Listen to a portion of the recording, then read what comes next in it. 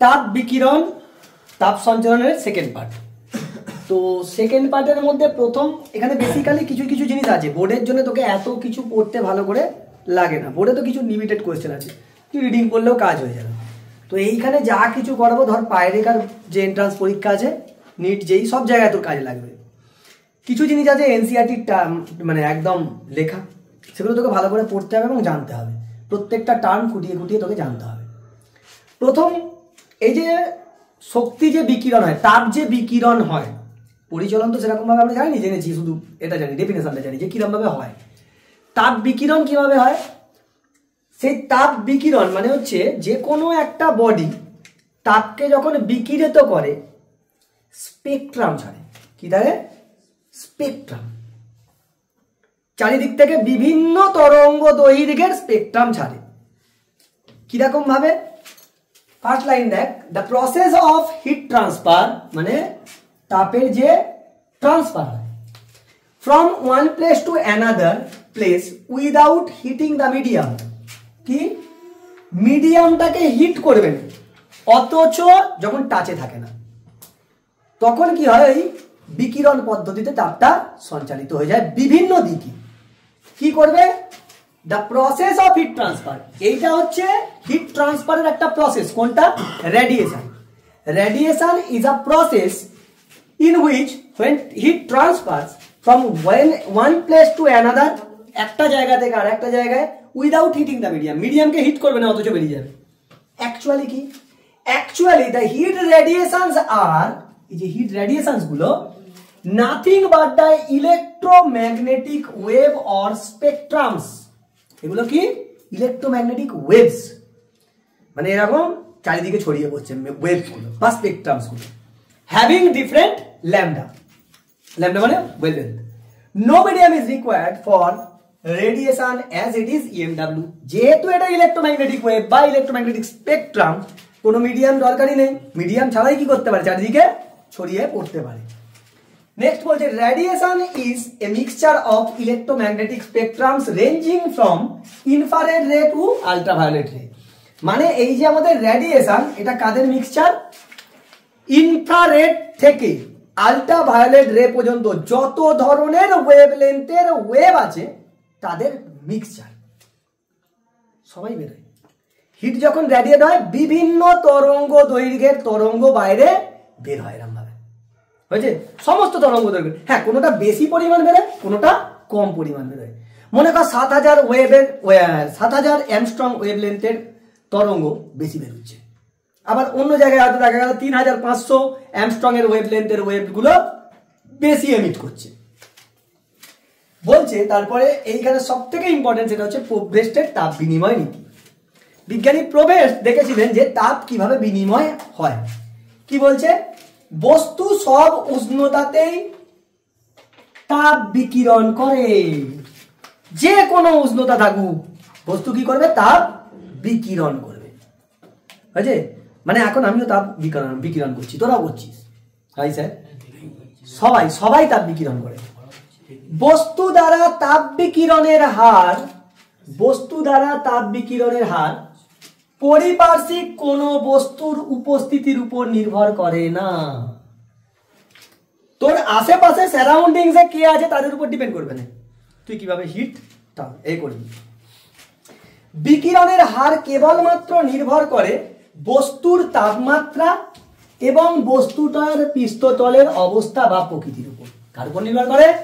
শুধুমাত্র বিকিরণের হার বলতে বিকিরণের যে হার, এটা জানবি শক্তি একক ক্ষেত্রফলে একক সময়ের মধ্যে দিয়ে কত শক্তি নির্গত হচ্ছে, সেটাই হচ্ছে বিকিরণের হার। কি? একক ক্ষেত্রফলের মধ্যে দিয়ে যে পরিমাণ শক্তি নিঃসৃত বা নির্গত হয় একক সময়ে, তাকেই কি বলবো? তাকেই বলবো হচ্ছে বিকিরণের হার। অ্যাকচুয়ালি বিকিরণের হার বলতে কি বোঝা জানিস? এইখানটা লিখছি, this is E, that is Q by A into T. একটা স্পেশালি ল্যামডার জন্য, যে কোনো একটা নির্দিষ্ট তরঙ্গ দৈর্ঘ্যের বিকিরণের হার মানে হচ্ছে নির্দিষ্ট তরঙ্গ দৈর্ঘ্যের তাপ বা শক্তি একক ক্ষেত্রফলের মধ্যে দিয়ে একক সময়ে কতটা বেরোচ্ছে, বুঝতে পেরেছিস? তার মানে একক কি হবে? জুল মিটার স্কোয়ার, এই sorry joule per metre square second, মানে ওয়াট এর একক রে, একক জুল পার সেকেন্ড দিয়ে তো কি হয়ে যায়, জুল পার সেকেন্ড মানে ওয়াট মিটার টু দা পাওয়ার -2। এটাই হচ্ছে শক্তি বিকিরণের হার। এইখানে যত শক্তি জিনিস লিখবো সব কি তাপ শক্তির কথা বলছি, হয়েছে?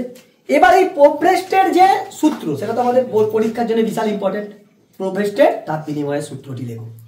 এখন স্যার এ থেকে কয়েকটা জিনিস আমরা জানতে পারি। ফার্স্ট কি বলছে, this is the first point, every body emits heat radiations at all finite temperature except 0 kelvin. 0 কেলভিনে দিতে পারবে না, কারণ 0 কেলভিন কি অ্যাবসলিউট 0 টেম্পারেচার হবে না, তো এখানে আয়তন কি হয়ে যায়, শূন্য হয়ে যায়। এই 0 কেলভিন মানে -273 ডিগ্রি সেন্টিগ্রেড, এই জায়গা বাদ দিয়ে সমস্ত ফাইনাইট উষ্ণতায় কি হয়, প্রত্যেকটা বডি কি করে, হিট এমিট করে, রেডিয়েট করে, রেডিয়েশন দেয়, এমিশন করে, হিট রেডিয়েশন, বুঝতে পেরেছিস? as well as it absorb radiations from the surrounding। শুধু যে বডির বস্তুটা নিজে বিকিরণ করছে তা নয়, ও শোষণও করে। it can emit as well as it is absorbing heat। মানে দেখ, তার মানে ডেফিনেটলি ডিপেন্ড করে যে সারাউন্ডিং এর টেম্পারেচার আর বডির টেম্পারেচার কিরকম। গরমকালে খুব যখন বাইরে থেকে আমরা এসে এসিতে ঢুকি, কি লাগে আমাদের, ঠান্ডা লাগে, একটা হেভি ফিলিং আসে। আবার গরমকালে এসি থেকে যখন বাইরে বেরোস গরম হয়। কিন্তু দেখ তোরে এই যে এসে বলছিলিস গরম হচ্ছে গরম হচ্ছে, প্রথমে যখন যে এসেছিলিস যার যেই পরিমাণ গরম লাগছিল, এখন কি সেই পরিমাণ গরম লাগছে না? তুই তো ঘান নাড়লে হবে রে, আমি তো জানি রে, তুই তো ঘান নাড়লে হবে রে খোকা।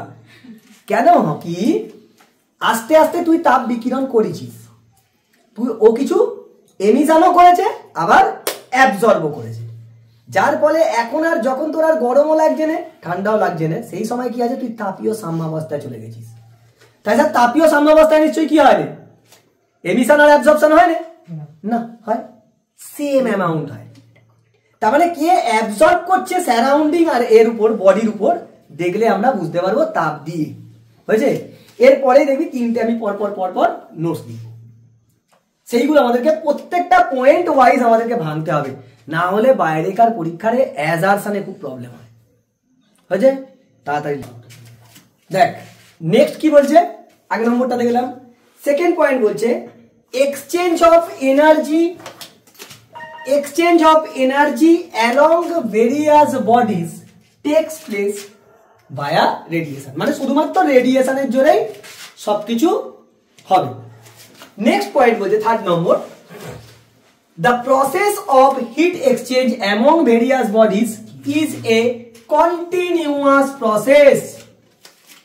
তাহলে হিট রেডিয়েশন কি, it's a continuous process, very very important, এটা তার মানে very very important. Next, at absolute 0 temperature, কত হয় 0 kelvin or -273 degree centigrade, this law is not applicable। এটা অ্যাপ্লিকেবল নয়, কেন?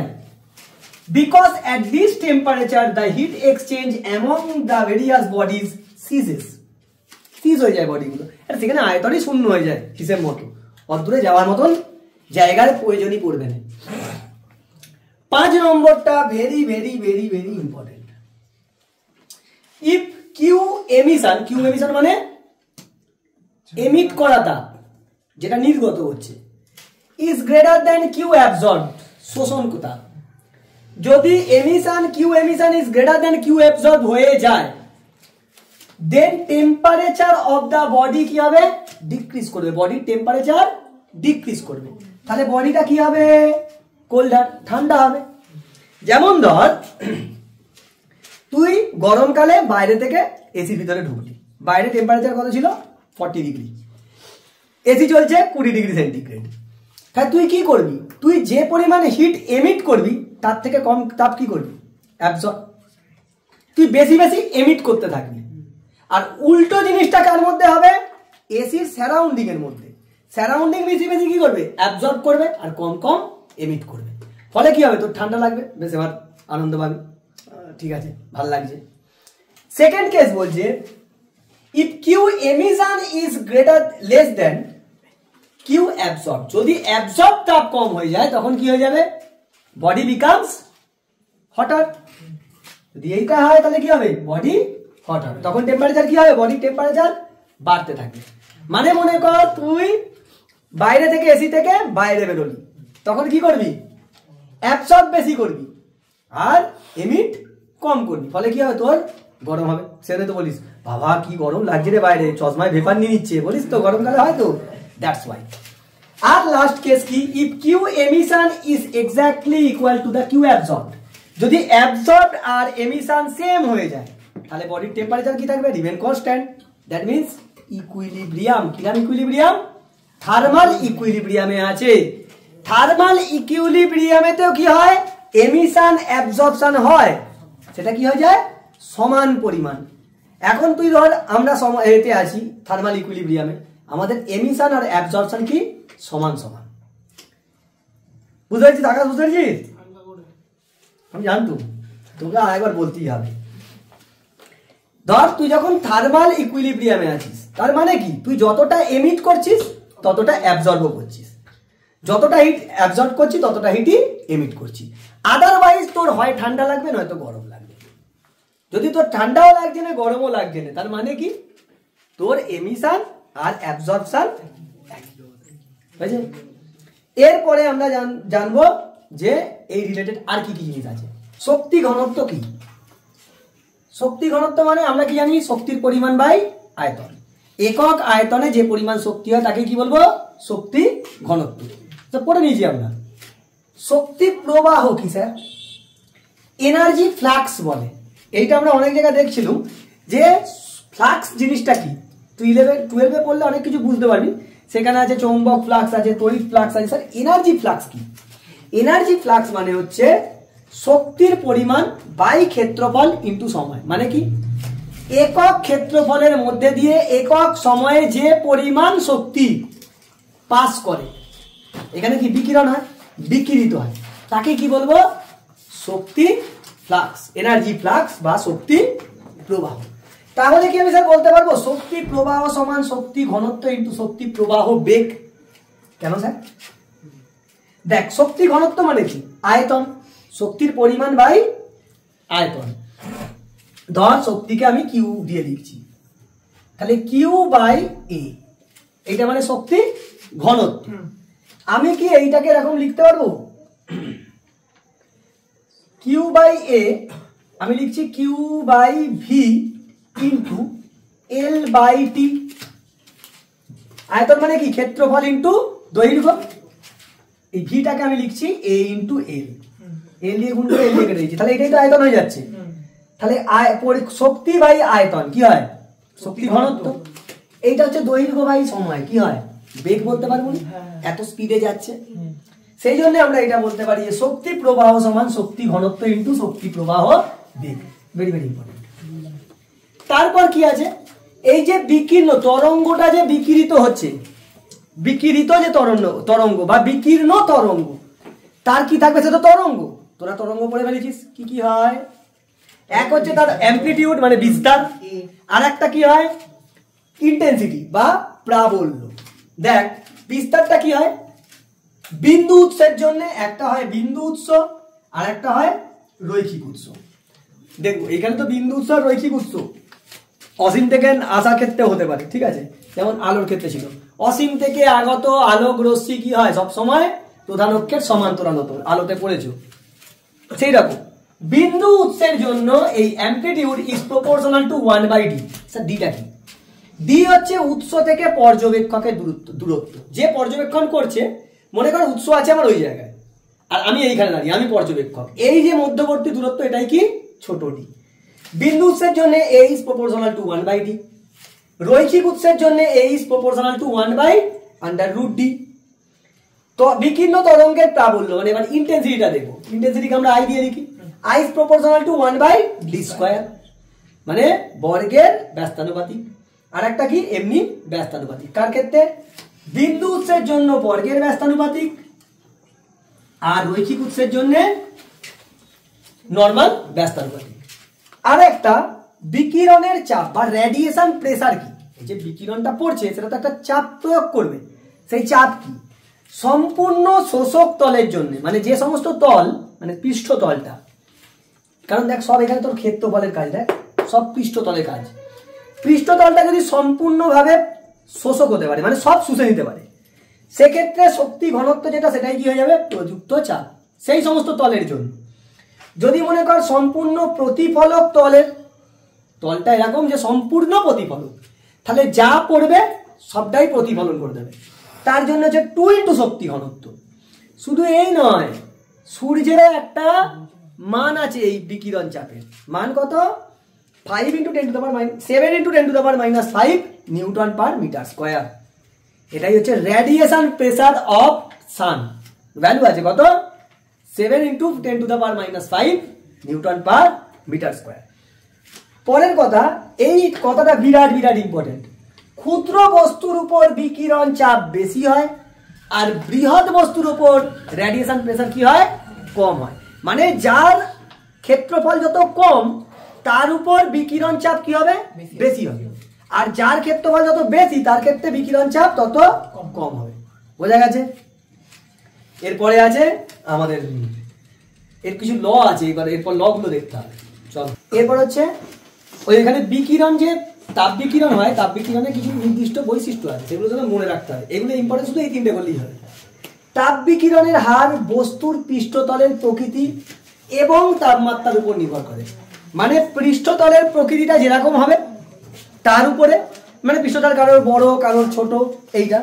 আর একটা হচ্ছে তাপমাত্রা, তাপমাত্রা কারোর বেশি, বস্তুর তাপমাত্রা বেশি হতে পারে, কম হতে পারে।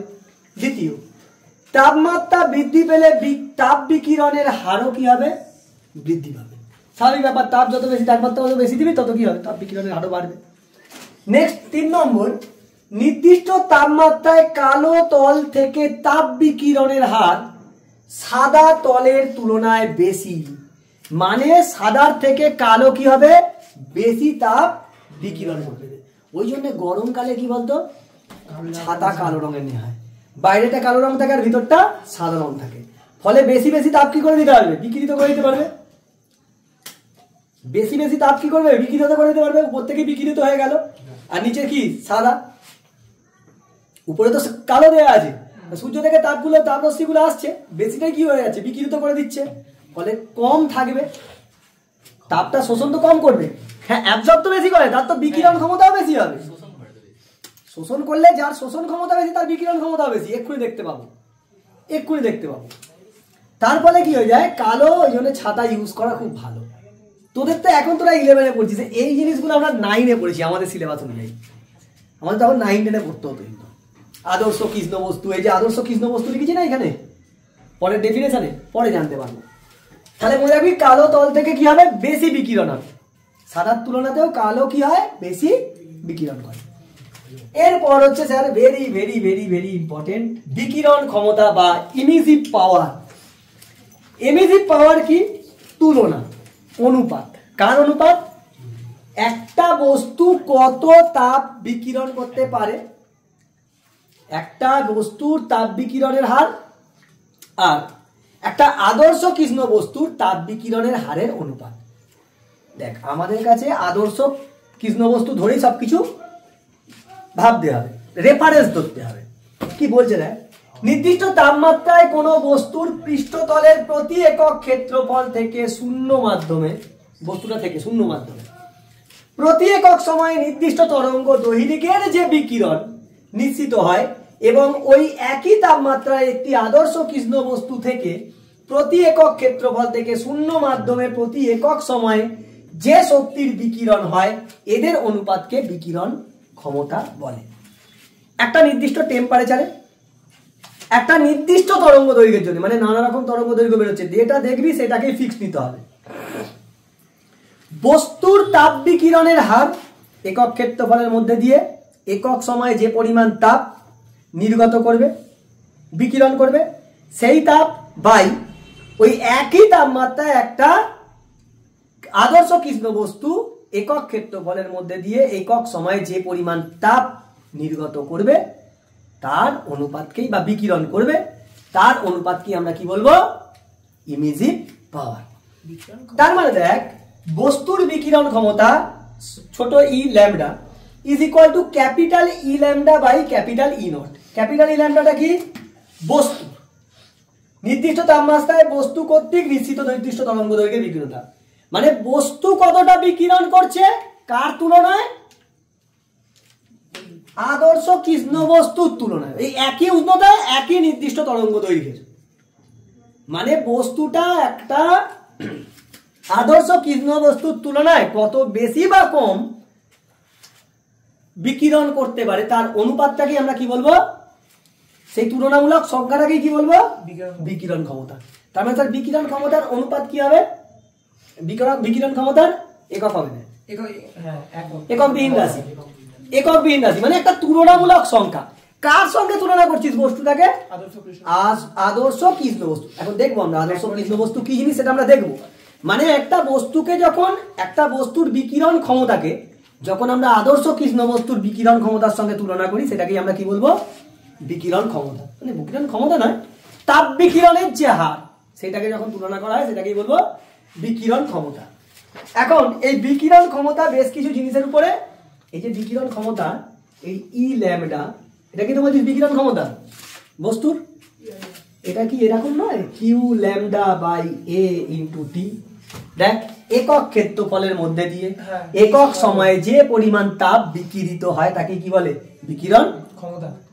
বুঝলো দেখ একক ক্ষেত্রফল থেকে শূন্য মাধ্যমে প্রতি একক সময়ে নির্দিষ্ট তরঙ্গ দৈর্ঘ্যের জন্য এই ল্যামডাটা নির্দিষ্ট মানে তুই একটা নিয়েছিস 3400 অ্যামস্ট্রং এর জন্য আর তাপ দেখছো 5600 অ্যামস্ট্রং এর জন্য, তুমি কানা আর জানো না একই জিনিস নিতে হবে। সে একটা গান আছে না তুমি জানো না কি একটা আরে তুমি জানো তার সলিল মুখার্জি নাই কার গান দারুণ গান তো তুমি জানো না আর বোঝো না নাহলে একই তরঙ্গ দৈর্ঘ্য নিতে হবে না হলে ভুল হয়ে গেছে। আচ্ছা এইখান থেকে হচ্ছে কোন বিকিরক থেকে নিশ্চিত যে বিকীর্ণ তাপ তা কিছু জিনিসের উপর নির্ভর করে। কি কি জিনিসের উপর নির্ভর করে? এক হচ্ছে বস্তুটার পৃষ্ঠতলের প্রকৃতি, বস্তুটার পৃষ্ঠতলের প্রকৃতি যেরকম হবে তার উপরে। দ্বিতীয় নির্ভর করে বস্তুটার পৃষ্ঠতলের ক্ষেত্রফল। তৃতীয় নির্ভর করে পৃষ্ঠতলের তাপমাত্রা যেগুলো আগে লিখছিলাম। আর কি বিকিরণের সময় আর বিকিরিত তরঙ্গ দৈর্ঘ্য। তরঙ্গ দৈর্ঘ্য একটা ইম্পর্টেন্ট ম্যাটার, এখানে নির্দিষ্ট তরঙ্গ দৈর্ঘ্য নিতে হবে নাহলে হবে না। হয়েছে। নেক্সট হচ্ছে অ্যাবজর্পটিভ পাওয়ার বা অ্যাবজর্পশন পাওয়ার, শোষণ ক্ষমতা। স্যার কি অ্যাবজর্পশন পাওয়ার বা absorptive power whatever you can say. শোষণ ক্ষমতা কাকে বলবো? একটা বস্তু নির্দিষ্ট উষ্ণতায়, মানে সবকিছু জায়গায় দেখ এখানে তাপমাত্রা একটা বিরাট বড় ফ্যাক্টর, তাই নয়? আরে তাপ রিলেটেড জিনিস পড়ছিস তো তাপমাত্রা তো একটা নির্দিষ্ট ফ্যাক্টর হবেই। তো নির্দিষ্ট উষ্ণতায় থাকা কোনো বস্তু কর্তৃক শোষিত বিকিরণের হার কি? শোষিত বিকিরণের হার, মানে এখানে এই যে বিকিরণের হার বলছে সব ই এর কথা বলছে, শক্তি ঘনত্ব, এই শক্তি প্রবাহের কথা বলা, এই শক্তি, হ্যাঁ শক্তি প্রবাহের কথা বলা হচ্ছে, মানে ফ্লাক্স, এনার্জি ফ্লাক্সের কথা বলা হচ্ছে। যে বিকিরণের হার কি? ই ই ক্যাপিটাল ই কিউ বাই এটি, এইটার কথা বলা হচ্ছে। শোষিত বিকিরণের হার এবং ওই বস্তুর উপর আপতিত বিকিরণের হারের অনুপাতকে আমরা কি বলবো? ওই বস্তুটার শোষণ ক্ষমতা। মনে কর 100 ইউনিট আপতিত হলো আর 50 ইউনিট কি হলো? শোষিত হলো, তাহলে কত হবে? 50 ইউনিট 50/100 মানে হাফ হয়ে গেল, তার শোষণ ক্ষমতা কত? হাফ। দেখা গেছে এই অ্যাবজর্পটিভ পাওয়ারকে লেখা হয় এ ল্যামডা। ল্যামডা মানে একটা নির্দিষ্ট Q1/Q2, যেখানে Q1 কি? বস্তু কর্তৃক শোষিত তাপের হার, আর Q2 কি? বস্তুর উপর আপতিত যে শক্তি তার হার। তাহলে এখান থেকে Q1 সমান কত হবে? Q2 ইন্টু এ ল্যামডা। অ্যাকচুয়ালি এ ল্যামডা কিন্তু কি? একটা সংখ্যা। এ ল্যামডা সংখ্যা, মানে কত গুণ, কতটা পরিমাণ, কত গুণ অ্যাবজর্ব করতে পারছে, আপতিত শক্তির কত গুণ স্টোর করতে পারছে, মানে শোষণ করতে পারছে। শূন্য থেকে অসীম তরঙ্গ দৈর্ঘ্যের পাল্লায় কোন বস্তু দ্বারা শোষিত মোট শক্তি কত হবে? 0 থেকে অসীমের পাল্লা আছে, ফর্মুলা আছে q = integration a lambda q to d lambda, কোথা থেকে কোথা? 0 টু ইনফিনিটি ফর্মুলা। এবার স্যার কৃষ্ণ বস্তু কি? কৃষ্ণ বস্তু বা ব্ল্যাক বডি কি? কোন বস্তু তার উপর আপতিত সকল প্রকার বিকিরণকে শোষণ করলে তাকে কি বলবো? কৃষ্ণ বস্তু। কৃষ্ণ বস্তু কারা? যাদের উপর, যারা সকল ধরনের বিকিরণকে শোষণ করে। কি করে? সকল ধরনের বিকিরণকে শোষণ করে। 100%ই শোষণ করে নেবে তা নয় কিন্তু, 100% মানে পুরোটাই যদি শোষণ করে নেয় তাকে কি বলবো? আদর্শ কৃষ্ণ বস্তু। তার মানে কৃষ্ণ বস্তু কর্তৃক নিশ্চিত বিকিরণকে কি বলা হয়? কৃষ্ণ বস্তু বিকিরণ বলে। কৃষ্ণ বস্তু কি হয়? শোষণ করা বললেন স্যার, এই ধরনের বস্তু দ্রুত বিকিরণ করতেও পারে। কৃষ্ণ বস্তু কি? যেমন শোষণ যদি দ্রুত করে, বিকিরণও কি করবে? দ্রুত করবে। বোঝা গেছে? আচ্ছা, তাহলে স্যার এই যে কৃষ্ণ বস্তু যে বিকিরণ করে এটাই কি বলবো? কৃষ্ণ বস্তু বিকিরণ বা ব্ল্যাক বডি রেডিয়েশন। কোন কৃষ্ণ বস্তু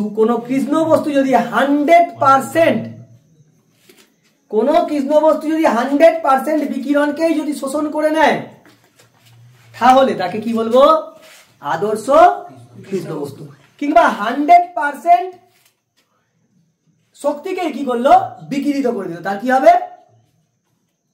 তাকে বলবো আদর্শ কৃষ্ণ বস্তু। তাহলে আমায় বল, আদর্শ কৃষ্ণ বস্তু শোষণ ক্ষমতা কি কি আমি 1 লিখতে পারি? 100%ই তো শোষণ করে নেয়, আবার বিকিরণও তো কি করে? 100 করে দেয়। তার মানে আদর্শ কৃষ্ণ বস্তু বা আইডিয়াল ব্ল্যাক বডি, তার ইমিসিভ পাওয়ার কত? 1, মানে বিকিরণ ক্ষমতা কত? 1। আবার এই ক্ষমতাও কত? আমাদের শোষণ ক্ষমতা বা অ্যাবজর্পটিভ পাওয়ার, সেটাও কত? 1 হয়েছে। এইখান থেকে একটা কথা আছে যে বাস্তবে এরকম কোনো আদর্শ কৃষ্ণ বস্তু নেই। খালি স্যার তাহলে পড়তে হবে। যাই হোক, ভূষক আলী হচ্ছে 96%, মানে পুরো আদর্শ নয়, 100% নয়, 96% কাজ করে। আদর্শ কৃষ্ণ বস্তুর মতন 96% কাজ করে, 100% নয়। আর একটা হচ্ছে প্লাটিনাম কালি, যেটা হচ্ছে 98% পর্যন্ত কাজ করে। প্লাটিনাম কালি কিছু কিছু জিনিস আছে, যেমন ভূষক কালি 96%। আর একটা হয় ফেরির কৃষ্ণ বস্তু। এখন এই যে আদর্শ কৃষ্ণ বস্তু, এইখান থেকে একটা পাবো যারা তাপের উত্তম শোষক, মানে খুব ভালো তাপ যারা শোষণ করতে পারে, তারা কি হয়? খুব ভালো তাপের বিকিরকও হয়। যারা তাপের উত্তম শোষক তারাই তাপের কি হয়? উত্তম বিকিরক হয়। তোকে বলে প্রমাণ করে দেখাও। ধর তুই একই ব্যাসার্ধের একই উপাদানের দুটো বল নিলি, লোহার বল নিলি, তাদেরকে তাপ দিবি, আস্তে আস্তে কি দেখা যাবে? একজন যেমন ভালো তাপ গ্রহণ করছে, আবার খুব ভালো তাপ শোষণ করছে, আবার তাপ বিকিরকও করছে। এইটা থেকে বলা যায় যে মানে আইডিয়াল কৃষ্ণ মানে 100% যারা কাজ করে, 96% হলে 96% এর মতন কাজ করবে, 98% হলে 98% এর মতন কাজ করবে। তো এই কোশ্চেনটা বিরাট ইম্পর্টেন্ট যে উত্তম যারা শোষক তারাই কি হয়? উত্তম বিকিরক। আবার যারা উত্তম বিকিরক তারা উত্তম শোষক। বুঝেছে? নেক্সট আমাদেরকে পড়তে হবে, শোন, আদর্শ কৃষ্ণ বস্তুর কিছু বৈশিষ্ট্য আছে। কৃষ্ণ বস্তু বা আদর্শ কৃষ্ণ বস্তুর কিছু বৈশিষ্ট্য আছে। প্রথম বৈশিষ্ট্য কি? কৃষ্ণ বস্তু তার উপর আপতিত সকল প্রকার তরঙ্গ দৈর্ঘ্য এবং কম্পাঙ্কের বিকিরণকে শোষণ করতে পারে। স্যার যখনই তরঙ্গ আসবে কথাটা কম্পাঙ্ক আসবে, কারণ নিউ সমান c/λ। কেমিস্ট্রিতে পড়েছো নাকি এসব? মনে হচ্ছে। হ্যাঁ, নিরবিচ্ছিন্ন বর্ণালী, পরমাণু নিউক্লিয়াস, হ্যাঁ, atomic structure, atoms and nuclei. কথা নয় রে, এদিকে শোন। অ্যাটমস এন্ড নিউক্লি পড়ে নিয়েছো কেমিস্ট্রিতে। এই সামনেই সরস্বতী পুজো, কবে? সোমবার বিসর্জন যাবে ঠাকুর, আসছে বছর আবার হবে, মানে 12 তোমাকে আবার ওই প্যাটাগুলো পড়তে হবে ফিজিক্সে, মডার্ন ফিজিক্সে। একই জিনিস ওইখানে তোরা পড়ে ফেলেছিস এইসব জিনিসগুলো। তো তরঙ্গ দৈর্ঘ্য, স্টিভ ব্রগলি তরঙ্গ দৈর্ঘ্য, হ্যাঁ ওই জায়গাগুলো। তরঙ্গ দৈর্ঘ্য এবং কম্পাঙ্কের বিকিরণকে শোষণ করে সমস্ত ধরনের। মানে এরকম নয় একে দেখতে ভালো একে শোষণ করব না, একে দেখতে ভালো না একে বিকিরণ করে দেবো, তা নয়, সবার জন্য অ্যাপ্লিকেবল। সেকেন্ড পয়েন্ট, একটি কৃষ্ণ বস্তু বিকিরণের উত্তম শোষক, মানে খুব ভালো শোষণ করতে পারে। উত্তম শোষক হলে সে কি হবে? উত্তম বিকিরক। উত্তম বিকিরক। কিন্তু যদি ভালো বিকিরক আর ভালো শোষক হয় তাহলে কি হবে? ভালো প্রতিফলক হবে না। ওই জন্য লিখছে মন্দ প্রতিফলক ও মন্দ নিঃসারক। 3 নম্বর, আদর্শ কৃষ্ণ বস্তুর শোষণ ক্ষমতা বা গুণাঙ্ক কত হয়? 1। বিকিরণ ক্ষমতা 1, কিন্তু প্রতিফলন গুণাঙ্ক ও নিঃসরণ গুণাঙ্ক কত হবে? ভালো নয় তো 0। আদর্শ কৃষ্ণ বস্তু, ওই জন্য কি হয়? প্রতিফলন আর নিঃসরণ গুণাঙ্ক কত হয়? 0। আর শোষণ গুণাঙ্ক, এই শোষণ ক্ষমতা আর বিকিরণ ক্ষমতা 1 ম্যাক্সিমাম হয়। উচ্চ উষ্ণতা পর্যন্ত উত্তপ্ত করলে কৃষ্ণ বস্তু থেকে সব ধরনের তরঙ্গ দৈর্ঘ্য ও কম্পাঙ্কের বিকিরণ পাওয়া যায়। সমস্ত ধরনের তরঙ্গ দৈর্ঘ্যর বিকিরণও করে। সেই জন্য কৃষ্ণ বস্তু নিঃসৃত বিকিরণকে সাদা বিকিরণও বলা হয়, হোয়াইট এমিশন বলা হয়। কি বলা হয়? White emission. Sir short question দেবে, এরকম অ্যাসাম্পশন দেবে। নেক্সট, কৃষ্ণ বস্তু মানেই কালো রঙের বস্তু নয়। সূর্য কি কৃষ্ণ বস্তু, কিন্তু সূর্য কালো নয়। নেক্সট, কৃষ্ণ বস্তুর বিকিরণ ওর উষ্ণতার উপর নির্ভর করে। ওর ভর, ঘনত্ব, আকার, প্রকৃতি এসবের উপরে নির্ভর করে। অর্থাৎ মডার্ন ফিজিক্স অনুযায়ী আমরা বলতে পারি যেসব বস্তু নিরবিচ্ছিন্ন নিঃসরণ বর্ণালী সৃষ্টি করতে সক্ষম তাদেরকে কি বলবো? কৃষ্ণ বস্তু। নিরবিচ্ছিন্ন নিঃসরণ বর্ণালী যারা তৈরি করতে পারে। এখন আধুনিক পদার্থবিদ্যা অনুযায়ী ধর প্লাঙ্কের বলছে যারা যে সকল বস্তু তাপীয় সাম্যাবস্থায় থেকে প্লাঙ্কের বিকিরণ সূত্র বা প্লাঙ্ক রেডিয়েশন লকে ফলো করে তাদেরকেও কি বলা যায়? কৃষ্ণ বস্তু। আধুনিক পদার্থবিদ্যা মানে হচ্ছে মডার্ন ফিজিক্স অনুযায়ী প্লাঙ্কের রেডিয়েশন লকে যারা ফলো করে, তাপীয় সাম্যাবস্থায় থেকে ফলো করতে হবে। তাপীয় সাম্যাবস্থায় বা থার্মালি ইকুইলিব্রিয়ামে থেকে যদি প্লাঙ্ক রেডিয়েশন লকে ফলো করে তাদেরকে আমরা কৃষ্ণ বস্তু বলতে পারি। এই মতবাদ অনুযায়ী আমাদের মনুষ্য দেহ কি কৃষ্ণ বস্তু। আমাদের মনুষ্য দেহ কি কৃষ্ণ বস্তুর মতন আচরণ করে। যেমন ধর কিছু দিব্য বস্তু আছে, মানে সেলেস্টিয়াল বডি, মানে হচ্ছে আমাদের চাঁদ, সূর্য, নক্ষত্র, এরাও কি কৃষ্ণ বস্তু হিসাবে আচরণ করে। বুঝছিস? এরপরে আছে হচ্ছে আমাদের কারশফের সূত্র। কি আছে? কারশফের সূত্র। কারশফের সূত্র কি বলছে শোন। কারশফের সূত্র, Kirchhoff law of radiation. Kirchhoff law of radiation বলছে কোন উষ্ণতায় কোন বস্তু কর্তৃক কোন উষ্ণতায় কোন বস্তু নির্দিষ্ট তরঙ্গ দৈর্ঘ্য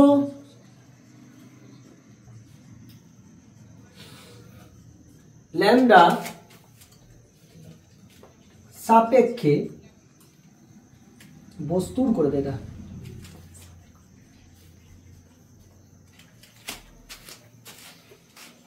সাপেক্ষে বিকিরণ ক্ষমতা ও শোষণ ক্ষমতার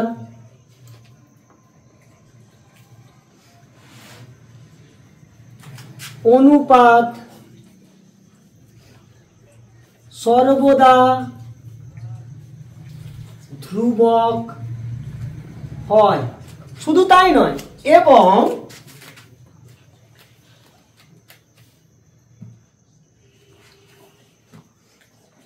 সেটি ওই উষ্ণতায় রাখা, সেটি ওই উষ্ণতায় রাখা আদর্শ কৃষ্ণ বস্তুর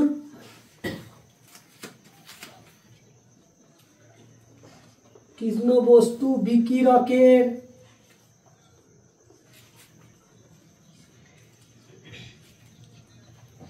ওই তরঙ্গ দৈর্ঘ্য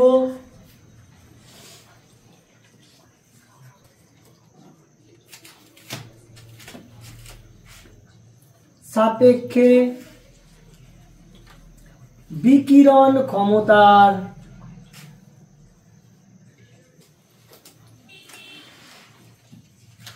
সমান হয়। এটা বলছে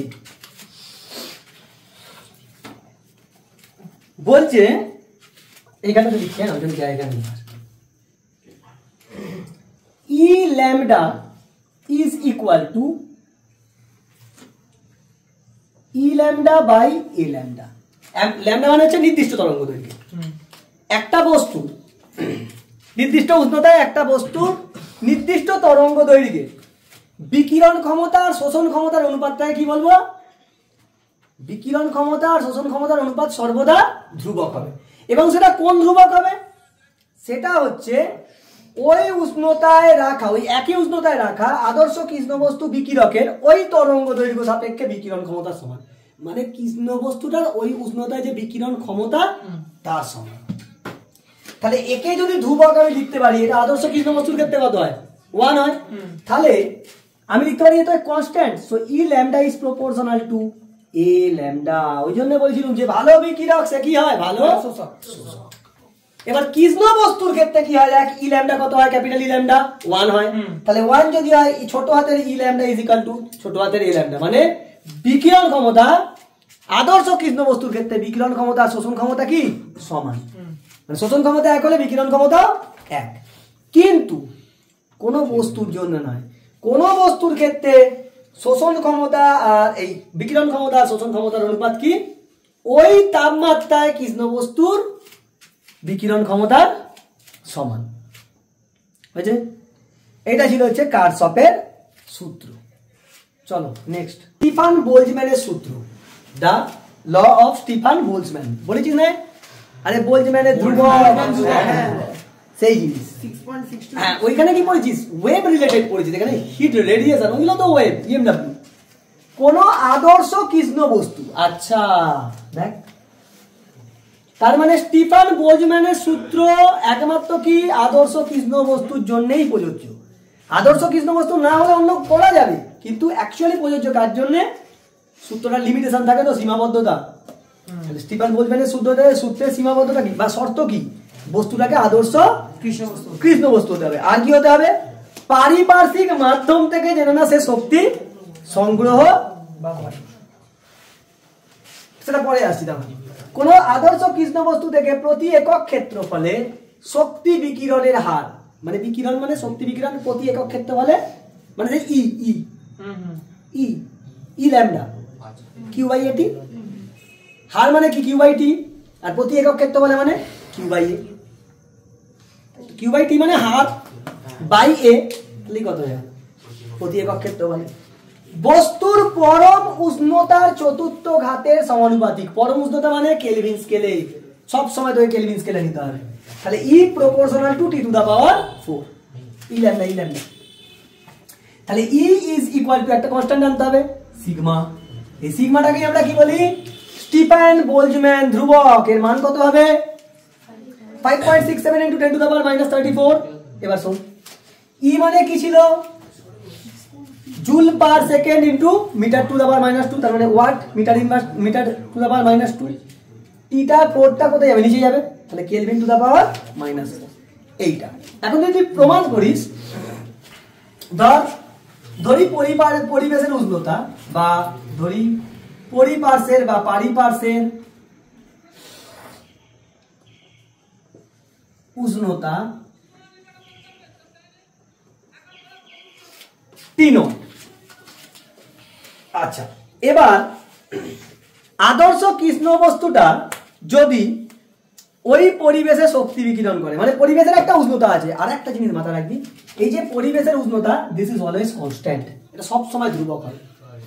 সেক্ষেত্রে সম্পর্ক হবে E is equal to sigma T to the power 4 minus T naught to the power আরে তারও তো টেম্পারেচার আছে। আর যদি বস্তুটা কৃষ্ণ বস্তু না হয়, আদর্শ কৃষ্ণ বস্তু হয় না হয়, তাহলে তখন কি হবে? যদি বস্তুটি আদর্শ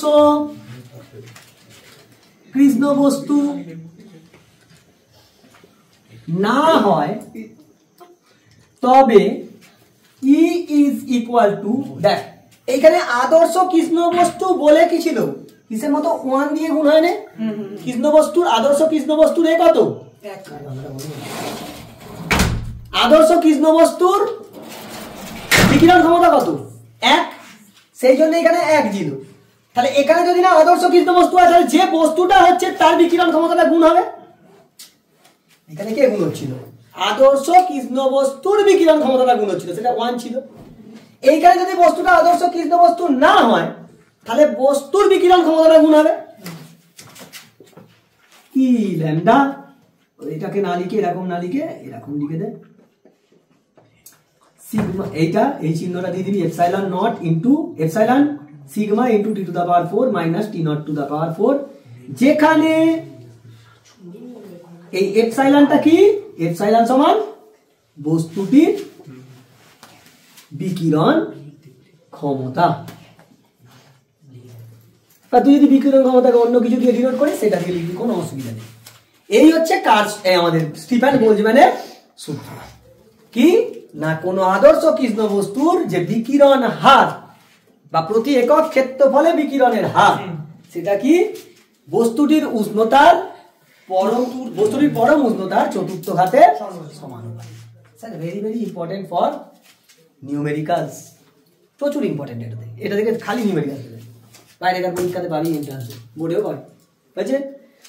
হচ্ছে ভিনের সরল সূত্র, অ্যাকচুয়ালি নাম ভিন নয়, উইন্স ডিসপ্লেসমেন্ট ল, সেটাকে আমরা বাংলায় লিখে ভিনের সরল সূত্র। কেন সরল সূত্র বলছে, সরল রিলেটেড, সেটা পরে যাবে।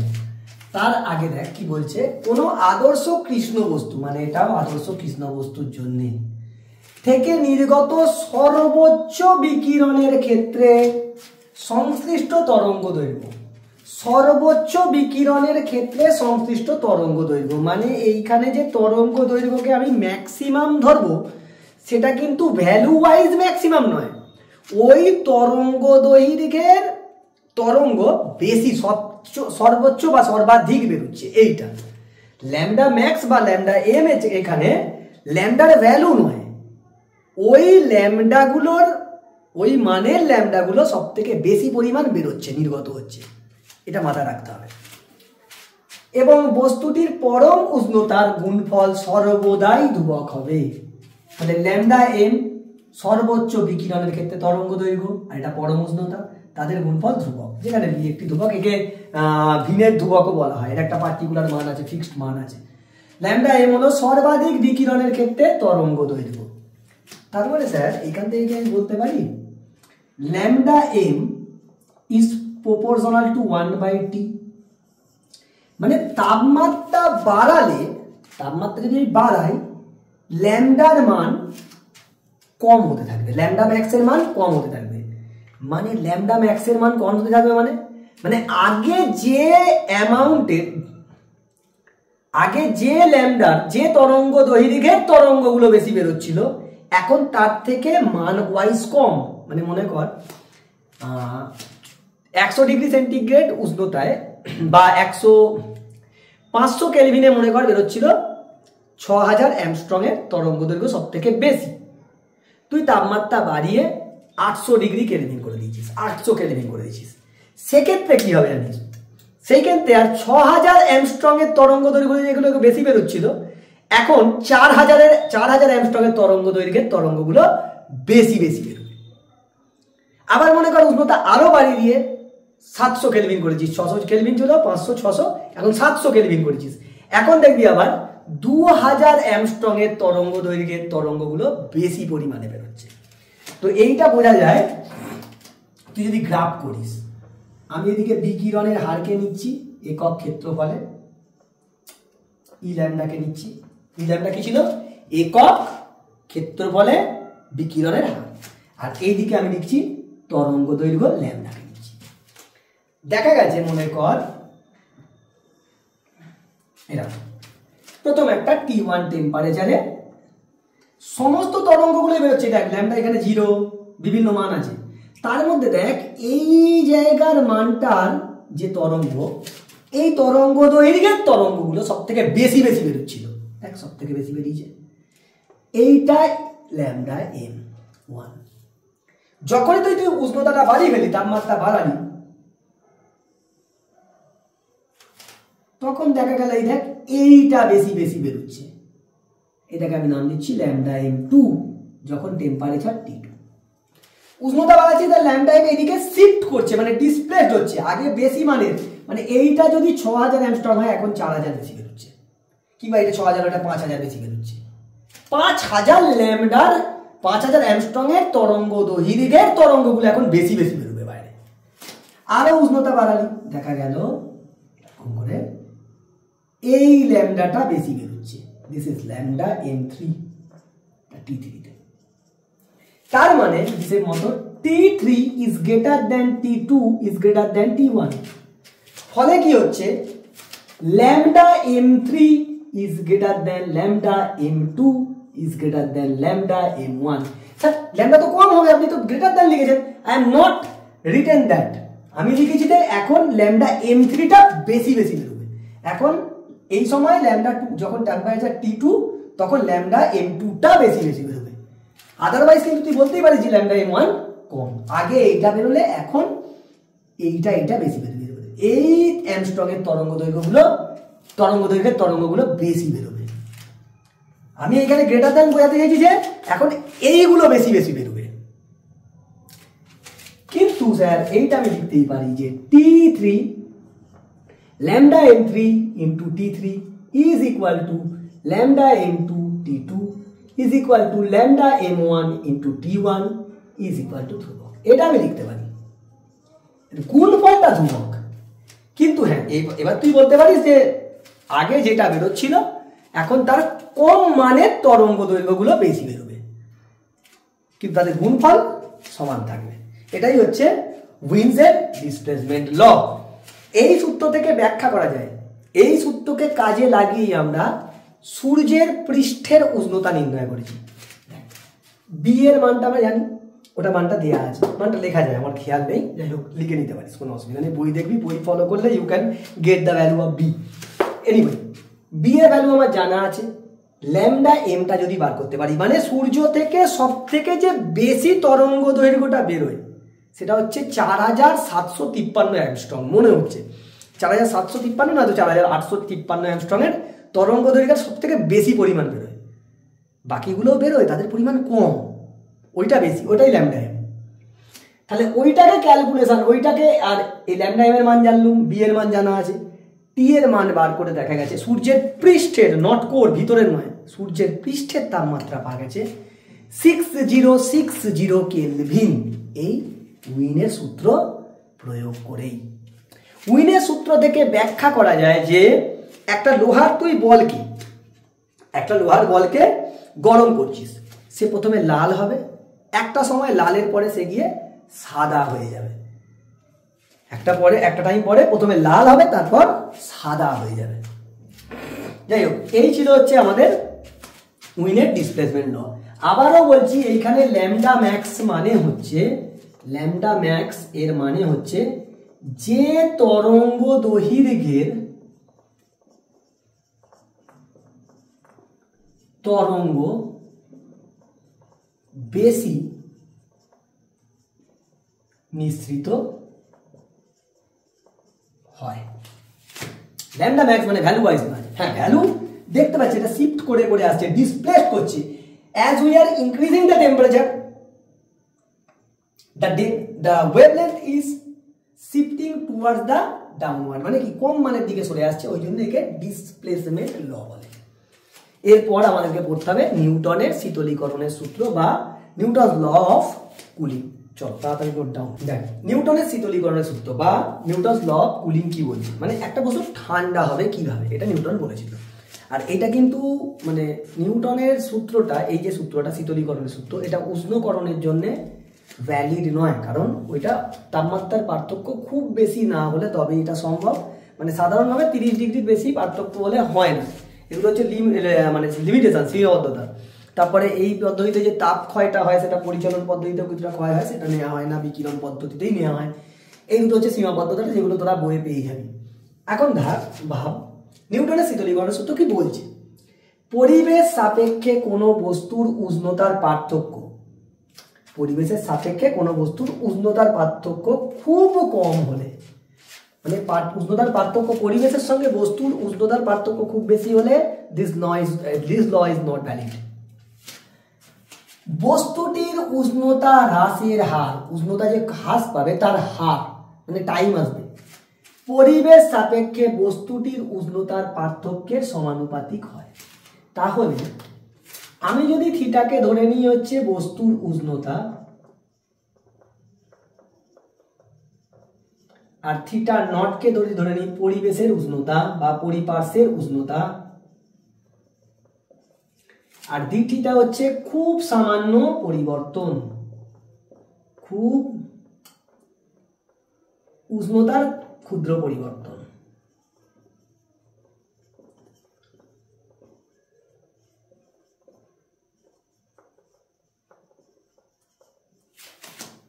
তাহলে কি লিখতে পারবো, ডি থিটা ডিটি, উষ্ণতার হ্রাস, হ্রাস মানে পরিবর্তন, কমছে, উষ্ণতার হ্রাস তার হার মানে সময় দিয়ে ভাগ, ইজ ইকুয়াল টু বস্তু ও পরিবেশের উষ্ণতা মধ্যে পার্থক্য। এখানে তোকে মাথায় রাখতে হবে এই সবগুলো ডিগ্রি সেন্টিগ্রেড স্কেলে বা ডিগ্রি সেন্টিগ্রেড এককে হবে, আর theta always greater than theta naught, না হলে বস্তু ঠান্ডা হবে না। Theta is always greater than theta not.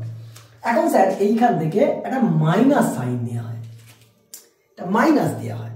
কেন মাইনাস দেওয়া হয়, এই ঋণাত্মক চিহ্নটা বোঝায় যে সময়ের সাথে উষ্ণতাটা হ্রাস পাচ্ছে, সেই জন্য মাইনাস। তো স্যার এখান থেকে আমি লিখতে পারবো ডি থিটা ডিটি সমান minus K into theta minus theta naught. K হচ্ছে একটা ধ্রুবক, কে হচ্ছে কে একটা জেনারেল ধ্রুবক, সমানুপাতিক ধ্রুবক। তাহলে এখান থেকে আমাকে বল K dt minus K dt সমান আমি লিখতে পারবো D theta by theta minus theta, লিখতে পারবো 1 নম্বর দিয়ে লিখতে। দেখ যেহেতু এখানে উষ্ণতার পার্থক্যের কথা বলা হয়েছে, উষ্ণতার পার্থক্যের ক্ষেত্রে কি হয়, ডিগ্রি সেন্টিগ্রেড আর কেলভিন স্কেল কি হয়, সমানুপাতিক। মানে ডিগ্রি সেন্টিগ্রেড স্কেলের উষ্ণতার পার্থক্য যা হয় আর কেলভিন স্কেলের উষ্ণতার পার্থক্য কি হয়, একই হয়, কারণ এখানেও ঘরের ডিফারেন্স 10, এদিকেও 10, ফলে এর এক ঘর যা মানে এরও উষ্ণতার পার্থক্য যদি দেখি তাহলে এরও 100, এরও 100, এরও 1, এরও 1, এটা সমানুপাত। সেক্ষেত্রে আমরা উষ্ণতার পার্থক্যটা সমানুপাত বলেই মানে কেলভিন স্কেলে, আমি কেলভিন স্কেল অনুযায়ী লিখতে পারি DT by D small tea, এই ক্যাপিটাল টিটা কি পরম উষ্ণতা মানে কেলভিন স্কেলে, is equal to minus K into T minus T not.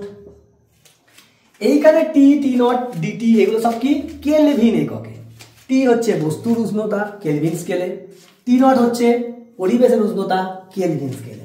তাহলে এইখান থেকে আমি লিখতে পারবো মাইনাস কে ডিটি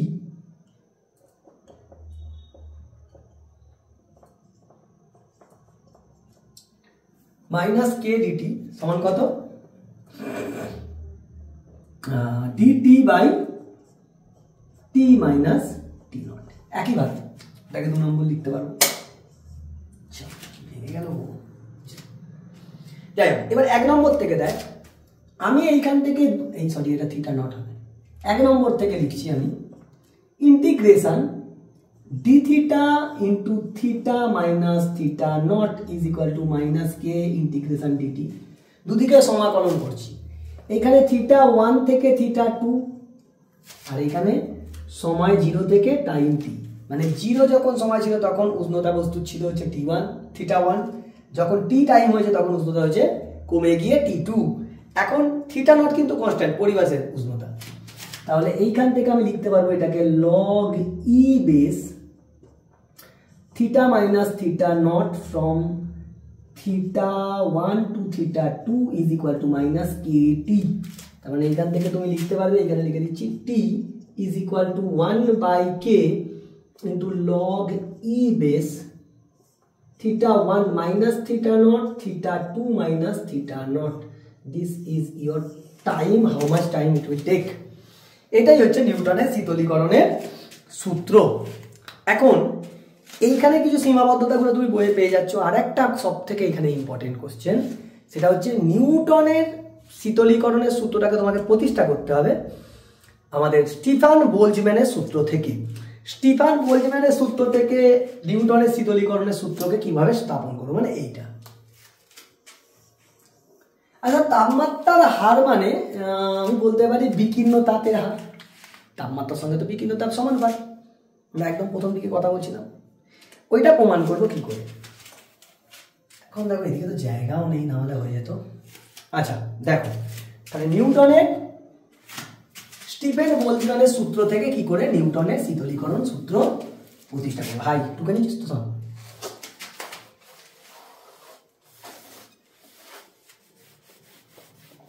দেখো পড়ানো এমনিতেই একটা ভিডিওগুলো অনেক লেন্দি হয়ে যাচ্ছে, এরপর যদি নিউমেরিক্যালস করাতে যাই তাহলে আরও লেন্দি হয়ে যাবে। আমি চাইবো এই কোটা চ্যাপ্টারটা মানে তাপের সঞ্চালন থেকে 10টা ইম্পর্টেন্ট কোশ্চেন নিয়ে সলভ করে দিতে। এবার 10 থেকে 15টা গেলে কি বলতো, টাইমটা অনেকটা চলে যায়, এক একটা ভিডিও প্রায় 2 ঘন্টা এরকম হয়ে যায়। স্টিফান বোলজম্যানের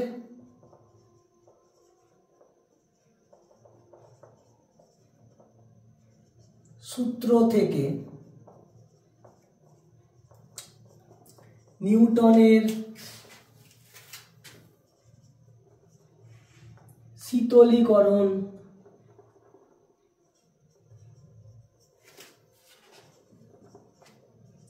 সূত্র এর প্রমাণ। দেখো স্টিফেন বোলজম্যান কি বলেছিল, ই সমান sigma T to the power 4 minus T naught to the power 4, যেখানে টি নট ছিল হচ্ছে পরিবেশের উষ্ণতা, পরিবেশের পরম উষ্ণতা, আর টি ছিল হচ্ছে বস্তুর আদর্শ কৃষ্ণ বস্তুর পরম উষ্ণতা। না হলে আদর্শ কৃষ্ণ বস্তু না হলে এখানে সেই বস্তুটার কি হবে, বস্তুটা যদি না কি আদর্শ কৃষ্ণ বস্তু না হয় তাহলে তার আবার বিকিরণ ক্ষমতা এখানে গুণ হবে, আমরা আদর্শ কৃষ্ণ বস্তুর ক্ষেত্রেই দেখি। এখন দেখো এইটাকে কি আমি এরকম লিখতে পারি, ই সমান sigma T square plus T নটের square into T square minus T নটের স্কোয়ার। ফর্মুলা লিখেছি A to the power 4 minus B to the power 4। তাহলে এইখান থেকে ই সমান sigma T square plus T নটের স্কোয়ার, এটাকে লিখতে পারি T plus T naught into T minus T naught. এখন দেখো তোমাকে বলেছিল উষ্ণতার পরিবর্তন খুব কম হলে বস্তু ও পরিবেশের মধ্যে উষ্ণতার পার্থক্য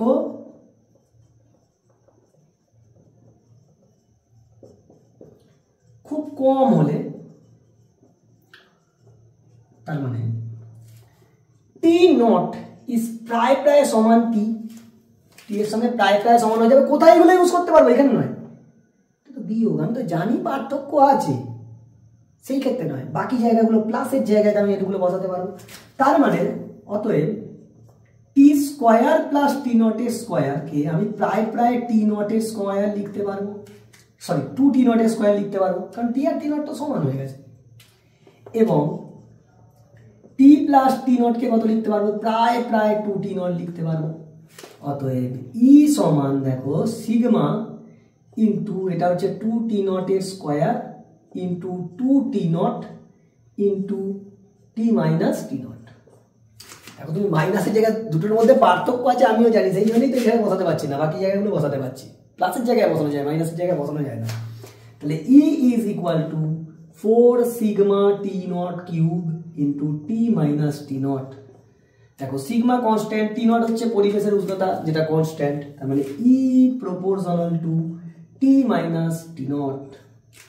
এটাকেই বলা যায় কিউ বাই এ টি। মানে কি ছিল, Q by A T, Q এর উপরে কে নির্ভর করে, টেম্পারেচার, উষ্ণতার পার্থক্যের সঙ্গে। এটাকেই থেকেই বলা যায় ইহাই অ্যাকচুয়ালি নিউটনের শীতলীকরণের সূত্র।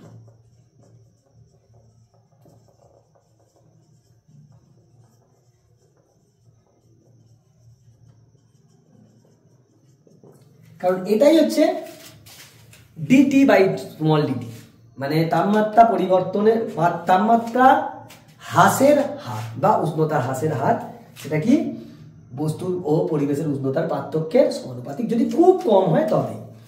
এইখান থেকে আরেকটা জিনিস আছে, সেটা হচ্ছে তোমার সৌর ধ্রুবকের মান নির্ণয় করা। সৌর ধ্রুবক কি, এবং মানে প্রতি একক ক্ষেত্রফলে একক সময়ে একক ক্ষেত্রফলের মধ্যে দিয়ে কত তাপ আসছে আর পৃথিবী থেকে সূর্যের দূরত্ব কত, সেই অনুযায়ী ধরো এখান থেকে আমি দেখে দিচ্ছি। দেখো এগুলো মানটা খালি বসাতে যাচ্ছে, আমি এইখানটা লেখাচ্ছি। মনে করো পৃথিবী থেকে সূর্যের, আচ্ছা সূর্যের একটা ব্যাসার্ধ আছে, ধরো সূর্যের ব্যাসার্ধ, সূর্যের ব্যাসার্ধ হচ্ছে আর, ক্যাপিটাল আর, আমি ধরেছি। এখন 1 মিনিটে সূর্য থেকে কত তাপ আসছে আমি যদি বার করতে পারি, কার সহায়তা নিতে হবে? স্টিফেন বোলজম্যানের সূত্র।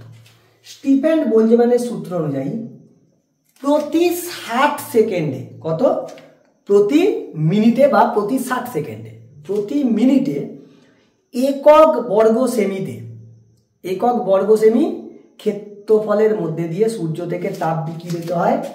কিউ সমান এরিয়া, ই সমান ছিল কি কিউ এ বাই টি, তার মানে কিউ সমান কত হবে 4 pi R square into sigma T to the power 4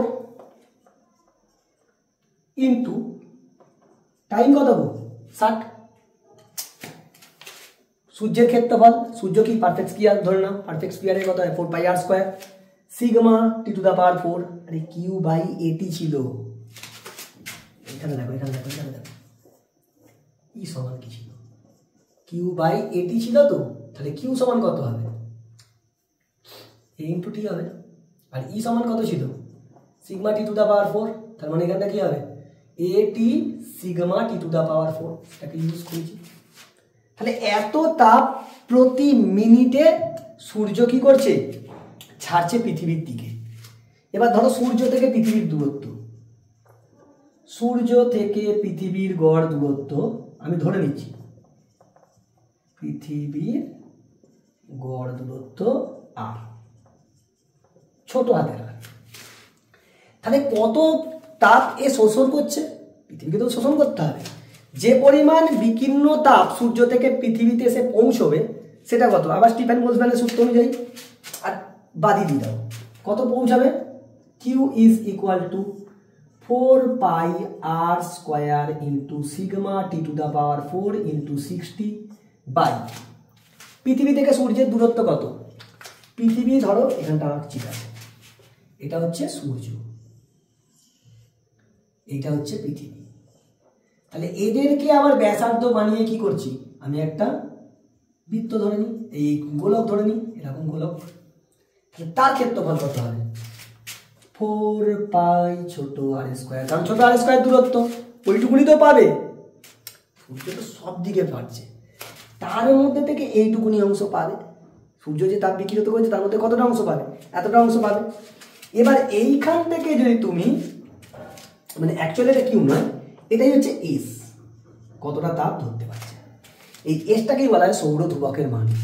আর এর মান, সিগমার মান, টি এর মান, মানে সূর্যের ক্ষেত্রে টি এর মান, পৃথিবী থেকে সূর্যের দূরত্ব, সবের মানগুলো যদি তুমি বসাও এস এর মান আসবে, এস সমান দাঁড়াবে একদিন দাঁড়াও 8.134 না 5 joule cm to the power -2 minute to the power -1, আর এস সমান এসসিজিএস এ আসবে 937, কারণ আমার এগুলো মনে থাকে না, calorie semi to the power -2 minute to the power -1, এটাই হচ্ছে সৌর ধ্রুবকের মান। এবং এইটাকে ব্যবহার করে আমরা সূর্যের পৃষ্ঠের উষ্ণতা বার করতে পারি, যেটার অ্যামাউন্ট আছে, সৌর পৃষ্ঠের উষ্ণতা আছে 6060 কেলভিন, বইতে তোমরা পাবে। এরপর থেকে তোমরা এখানে ভালো ভালো কোশ্চেন পাবে, মানে বোধমূলক কোশ্চেন একটু বেশি পাবে। যাই হোক ভালো করে পড়ো, কারণ এটা অতটা ইম্পর্টেন্ট না, দেয় না বোর্ডে অনেক সময় দিয়ে যায় যে সৌর ধ্রুবকের মানটা নির্ণয় করো, সেক্ষেত্রে তোমাকে লিখতে হবে এখানে অনেক কথা, যে সূর্য থেকে এত তাপ বিকিরিত হচ্ছে, তার মধ্যে থেকে এত তাপ পৃথিবী পাচ্ছে, লিখে এটা করে দিলে 2 কি 3 নম্বর, 2 নম্বর ম্যাক্সিমাম দেয়। পড়াশোনা করতে থাকো। চলো এরপরে আসবে, এইটা যদি পারি আমি 2টো পার্টে দেবো। আর নেক্সট একটা থাকবে হচ্ছে তাপ সঞ্চালনের 10টা কোশ্চেন, 10টা গাণিতিক প্রশ্ন নিয়ে, একদম সুন্দর সুন্দর 10টা কোশ্চেন নিয়ে আসবো, যেখানে কঠিন কোশ্চেন আমি করাবো না, কারণ বোর্ড রিলেটেড, বোর্ডের একটু যেগুলো ইউনিক কোশ্চেন সেগুলো করে দেওয়ার চেষ্টা করবো 2-3টে, তার বাকি 7টা মোটামুটি তোমার ফর্মুলা বেসিস থাকবে। চলো।